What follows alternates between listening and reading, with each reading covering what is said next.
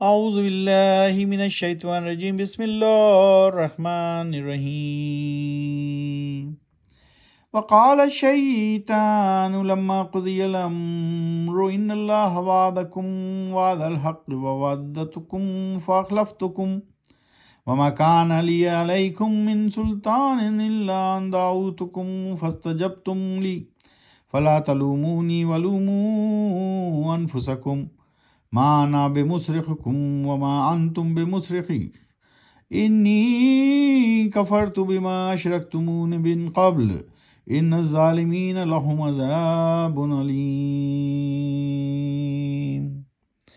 ابھی آپ کے سامنے آیت نمبر 22 سورت ہے 14ویں سورت سورہ ابراہیم، اور پارہ ہے 13واں، وما ابریو 13واں پارہ 14ویں سورت، اور آیت نمبر 22 کی تلاوت کی گئی۔ آج ہم کریں گے 22 سے 24 یعنی 22 سے 24 تک کی تلاوت اور اس کا ترجمہ۔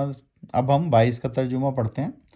اور کہے گا شیطان اس وقت جب فیصلہ چکا دیا جائے گا معاملے کا، یقیناً اللہ نے کیا تھا تم سے وعدہ حق اور سچائی کا، اور میں نے یعنی شیطان نے بھی وعدہ کیا تھا لیکن نہیں کیا میں نے، شیطان نے اپنا وعدہ پورا، ان میں سے کوئی بھی، لیکن نہیں تھا میرا تم انسانوں پر کوئی زور، البتہ دی تھی میں نے تم انسانوں کو دعوت وسوسے کی، دھوکے کی اور تمنا کی، اور کہا تھا تم انسانوں نے لبیک میری دعوت پر۔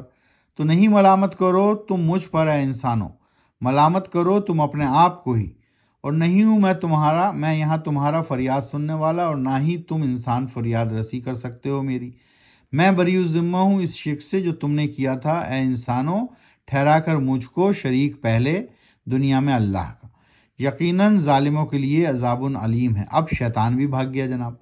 پہلے تو وہ بڑے بھاگ گئے، انہوں نے کہا جی اب کوئی، ہمیں تو اللہ نے توفیق ہی نہیں دی، تو ہم اپنے آپ کو نہیں بچا رہے تو تم کو کیسے بچائیں گے، تو اب کوئی چھٹکارے کی صورت نہیں۔ یہ بتایا آیت نمبر 21 میں، اور اب بتایا 22 میں سورہ ابراہیم میں کہ شیطان بھی اس وقت کہے گا کہ میں نے تو وعدہ کیا تھا کہ میں انسان کو بہکاؤں گا، وسوسہ دوں گا، دھوکہ دوں گا، اور تم نے میری دعوت پر ایسا کیا، تو وہ تم نے اپنے آپ ہی کو ملامت کرو، تم مجھے ملامت نہیں کر سکتے کیونکہ تم نے میری پیروی کی، میں نے تو تمہیں نہیں کہا، میں تو صرف تمہیں بہکا رہا تھا۔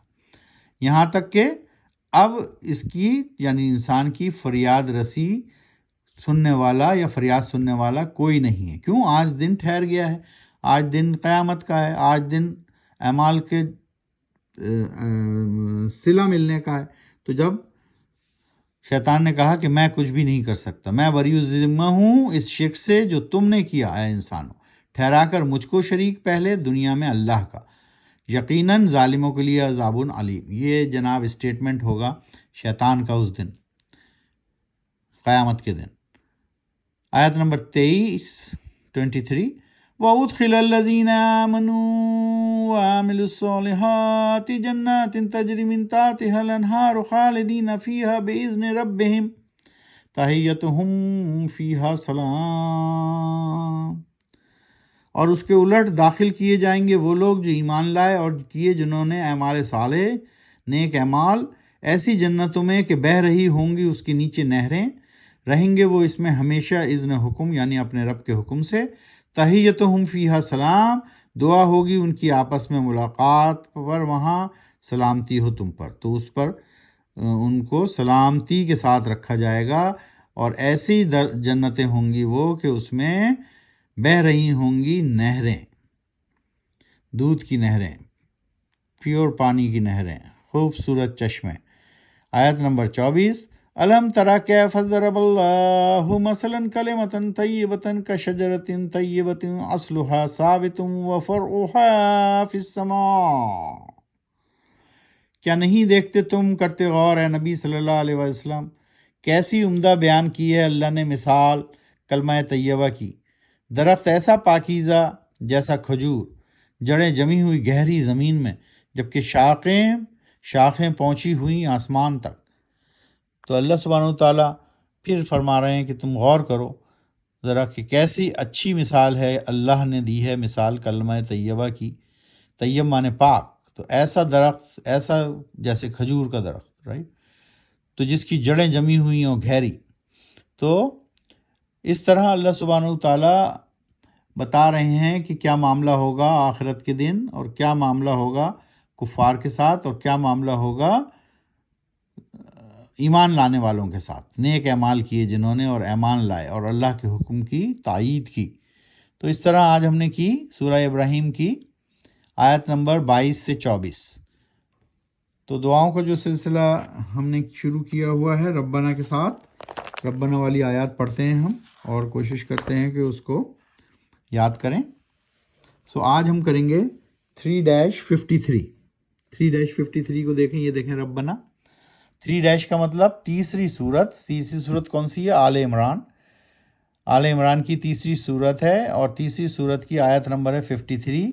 کیا فرما رہے ہیں اللہ سبحانہ وتعالیٰ؟ ربنا آمنا بما انزلت فتبعنا الرسول فاکتبنا مع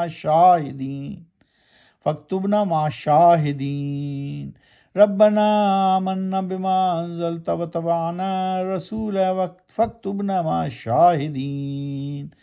اے ہمارے رب، ایمان لائے ہم اس پر جو نازل کی ہدایت تو نے، اور پیروی کی ہم نے رسول کی، تو لکھ لے تو ہم کو حق کی گواہی دینے والوں میں سے۔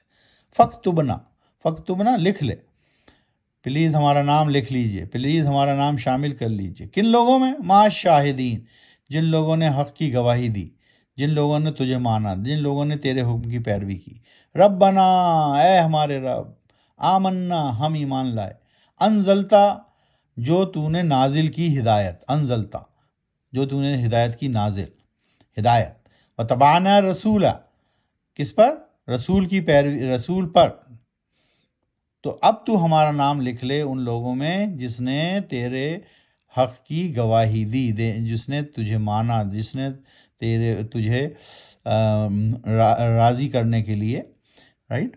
تو یعنی جس نے اللہ کے حکم کو مانا، تو اب تو ہمارا نام ان لوگوں میں شامل کر لے جس نے حق کی گواہی دی۔ صدق اللہ العظیم۔